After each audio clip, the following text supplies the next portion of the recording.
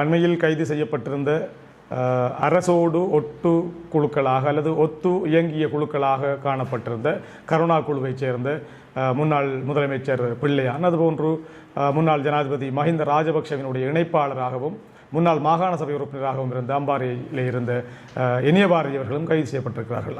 அவர்களுடைய கைதை தொடர்ந்தும் பல கைதுகள் இடம்பெற்றுக் கொண்டிருக்கின்றன. நிச்சயமாக இவர்களும் பல வலிந்து காணாமலாக்கப்படுதலோடு தொடர்பட்டிருக்கிறார்கள். நேரடியாக சாட்சியங்கள் பதிவு செய்யப்பட்டிருக்கிறது.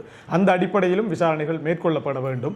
இவர்களுடைய தலைமை ஒருங்கிணைப்பாளர் அல்லது பொறுப்பாளராக இருந்த கருணா தொடர்பிலே இதுவரை நான் நினைக்கிறேன் வலிந்து காணாமலாக்கப்பட்ட சம்பவங்கள் நேரடியாக இடம்பெற்றிருந்தால் அந்த முறைப்பாடுகள் பதிவு செய்யப்பட்டிருக்கும். அவ்வாறு பதிவு செய்யப்பட்டிருந்தால் அவர் மீதும் சட்ட நடவடிக்கைகள் மேற்கொள்ளப்பட வேண்டும். விசேடமாக பிள்ளையான், இனியபாரதி போன்றவர்களோடு இயங்கிய குழுக்கள் இன்னமும் அவர்கள் சுதந்திரமாக வெளியிலே இந்த கல்முனை மண்ணிலும் கூட நடமாடிக்கொண்டு திரிகிறார்கள். அவர்கள் சம்பந்தமான சாட்சியங்களையும் குற்றப்புலனாய்வு திணைக்களம் பதிவு செய்ய வேண்டும். அவர்களையும் விசாரணைக்குள் அந்த வளையத்துக்குள் எடுத்து விசாரிக்க வேண்டும்.